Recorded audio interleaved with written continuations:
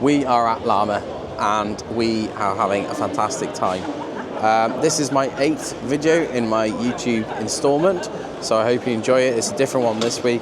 It's more about machinery rather than cows. We spoke a lot about cows, so I realise I'm going away from that demographic, but seeing as we're at the biggest show, or one of the biggest shows of the year, it'd be rude not to do a YouTube video about it. So if you like the video, please let me know. Like, share and subscribe if you're feeling generous.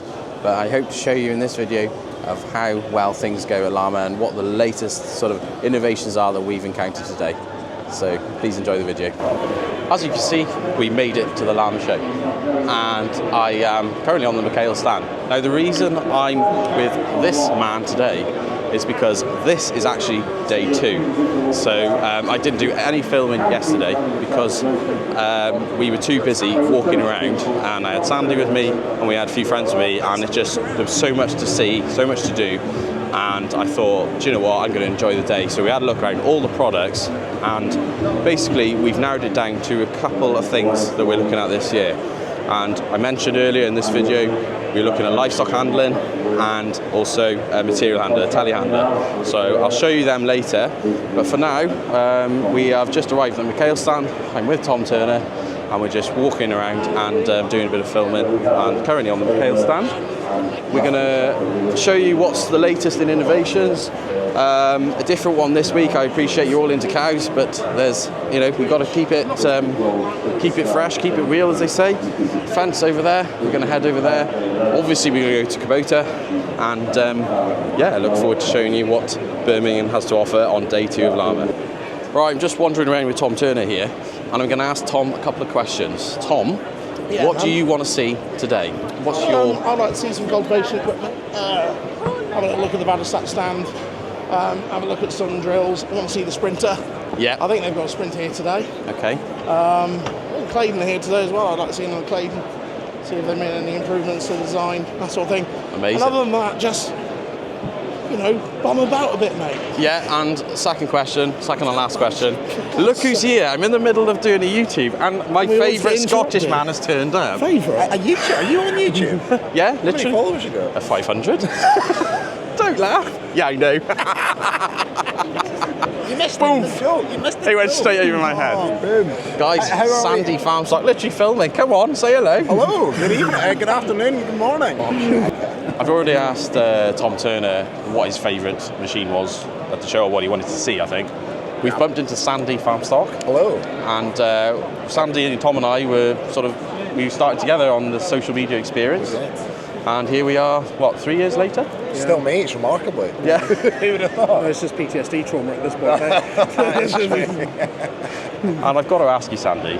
Go on. You went around the show yesterday. Yes. And you're going around today. What to date is your favourite machine? What would you like to take home with you today if you had an unlimited checkbook? It's a bit obvious, but the Fendt 1167. Okay. MT. Fair enough. It's brilliant. It's amazing. It's a monster. It is a monster, but I also do like that McHale Fusion. Yeah. Okay. From a silage perspective, I'd take one of those home as well. Probably stick it in the back of the Fendt. Absolutely. Yeah. Maybe a bit overkill, but yeah. So how's the head? I'm fine this morning. Yeah. I'm more concerned about you boys. Well, as you can probably tell on camera, I'm looking a lot fresher than respectful. What are you trying to say? There we go. Comfortably tucked up in bed at 11 o'clock, and you boys were out. Sad bastard. Ripping language. There's children watching. It's far enough into the video. Not suitable for kids. Completely. Yeah, I think I'll take that box, boys. There we go. Bit from Sandy for you. So it seems we've inadvertently organised an unofficial 11 o'clock meet and greet on the fan stand. Not deliberately, but we're here, and we're going to get from here now because we'll never get from here. But it's lovely to speak to everybody, and I'm just going to whiz round the stand. I've looked at this monster combo, absolutely massive. Okay, and did you know Fant did belt balers? No, I didn't. But there they are. Huge. Now, I'm a livestock farmer, so I don't know anything about this sort of stuff, okay? But that looks to be a fair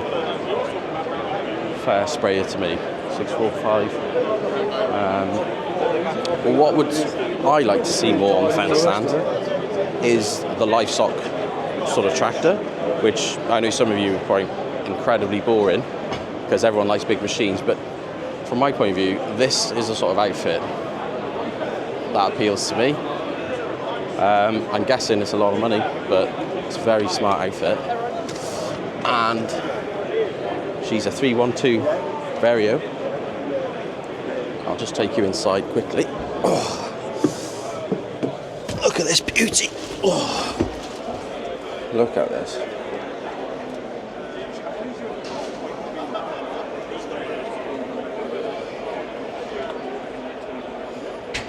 Beautiful. So that's the Fend offering.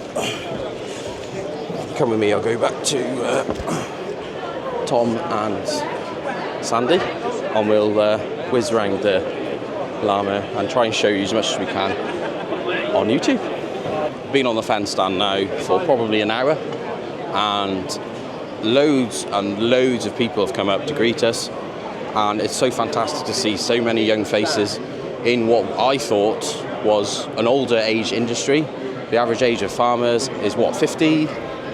Ooh, 58? 58, 60? something like that. Yeah. But to have so many young people enthusiastic about the industry, that means a lot. It really does. So thank you for coming to say hi, and we're going to have a chat with Farmers Guardian now. Leading on from what I just said about you young people, we forget that we are here to look at machinery, and we do get sidetracked along the way.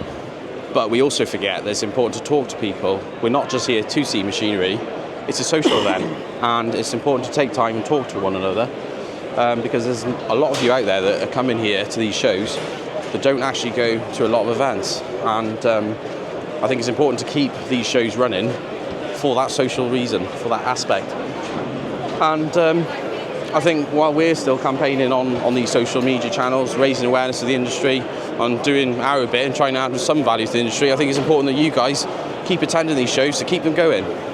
That's my opinion. What do you think? Yeah, I'd agree with that, mate. I'd agree with that. So just walking past the demo zone at Llama, and even though there's some people here, there's obviously something going to happen soon.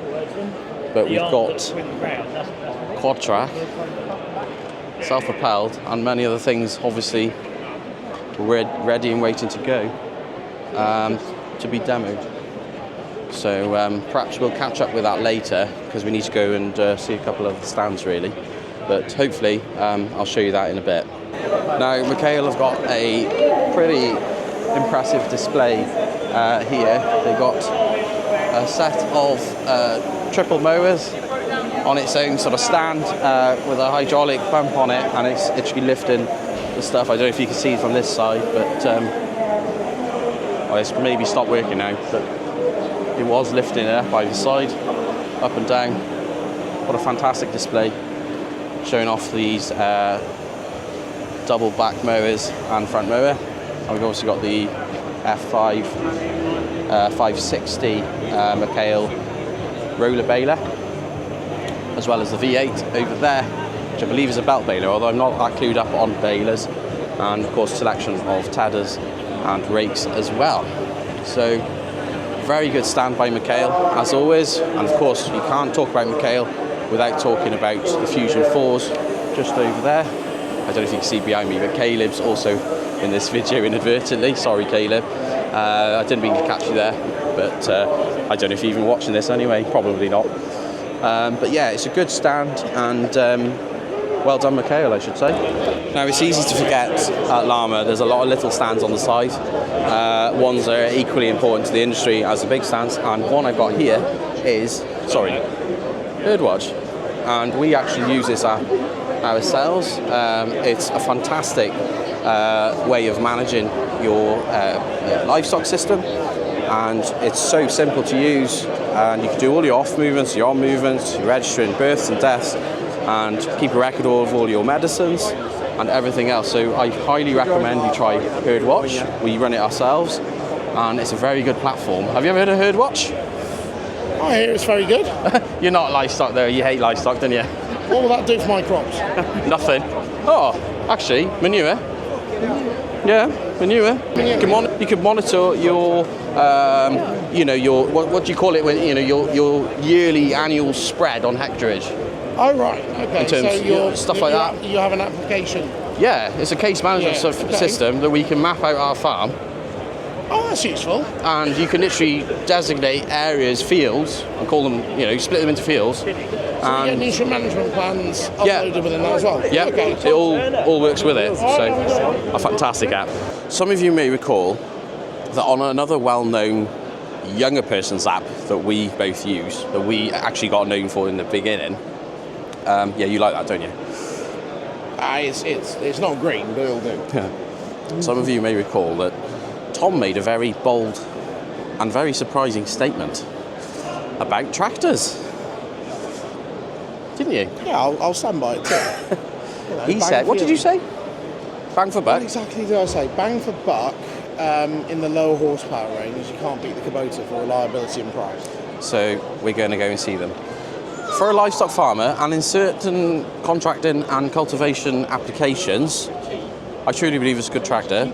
In fact, I think the Americans do as well, because I think they're number 2 in the US. So let's go and have a word with them. So we had a look over the Kabota stand, and you all know about the R090 that I tried.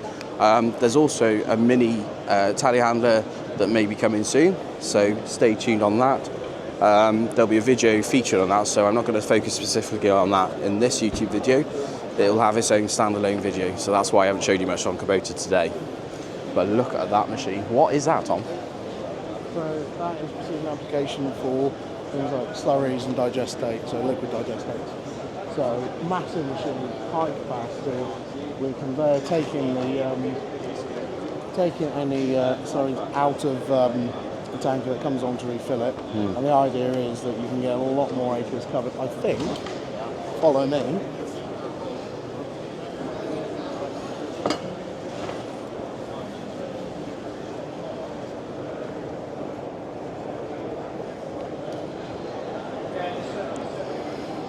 That's got injectors as well. Yeah, so it's an injection system. It's not a dribble bar system or trailing shoe. But the idea is that with these sort of systems, injecting the fertiliser into the ground, you're reducing your loss of nutrients, getting the most out of your applications, and reducing ammonia loss. And ammonia it's not a greenhouse gas, but reducing ammonia emissions helps with combating things like respiratory conditions and damage to the local environment. So this kind of technology attached to this kind of machine is really quite important, though. Let's have a walk round. Yeah.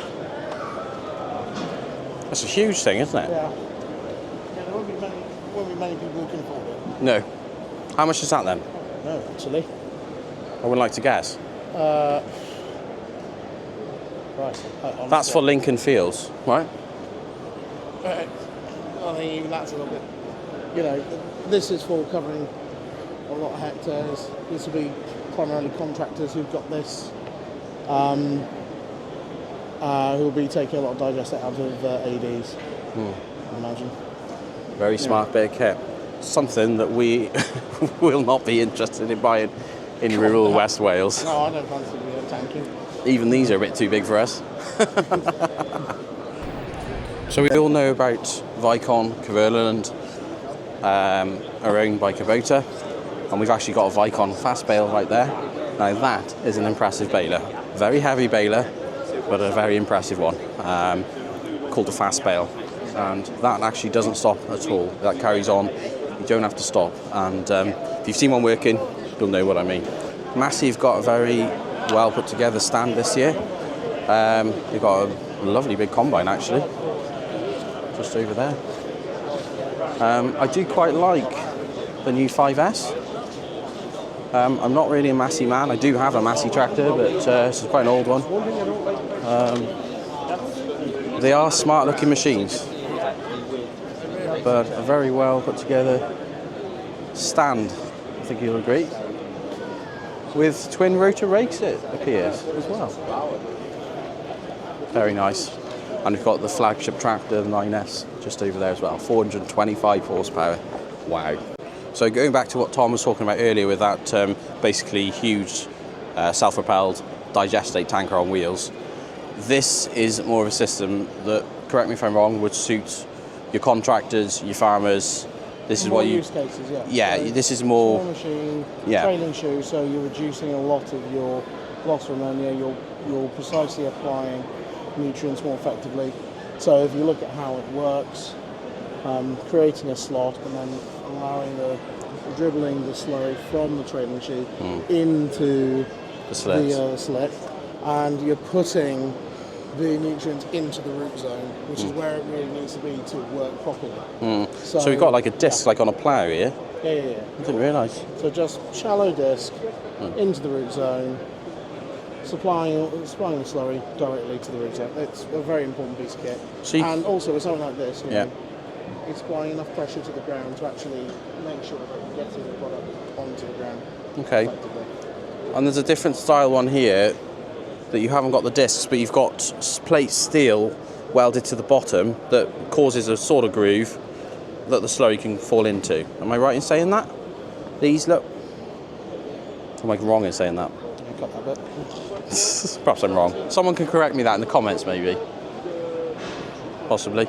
But that clips on the back of a tanker, right? Yeah. It's the way things are going.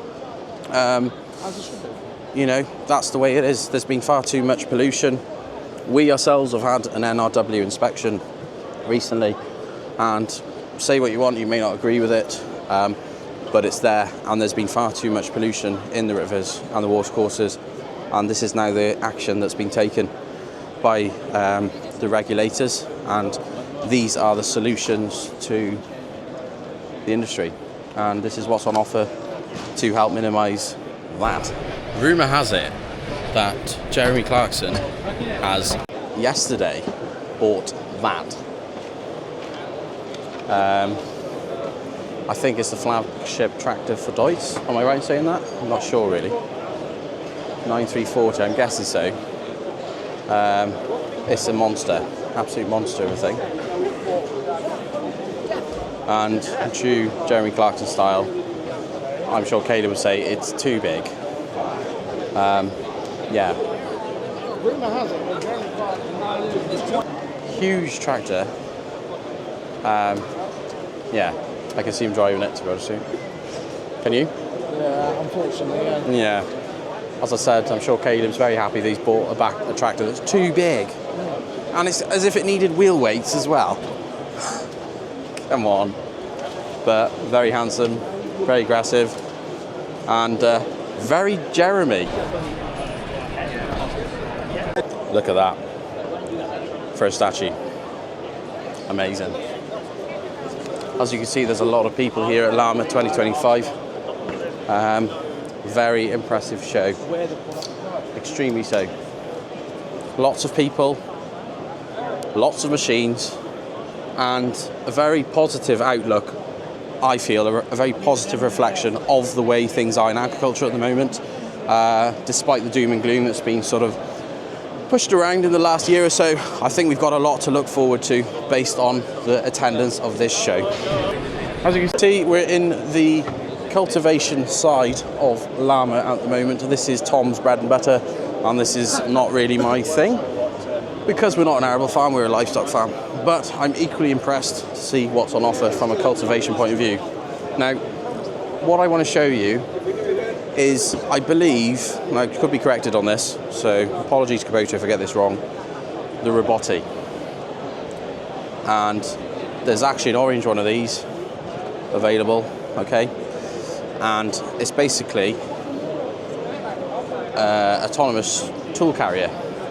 It's a tractor that goes ahead and does itself. You can obviously put a cultivator on it like they've done here, and it just goes between the rows. It's got adjustable, I believe it's adjustable, so you can alter the widths, and it's a fair bit of kit actually. That'll be more sort of Tom's domain than mine, but yeah, I've seen one in action in Spain, if you recall, last year, and we were very, very impressed with it.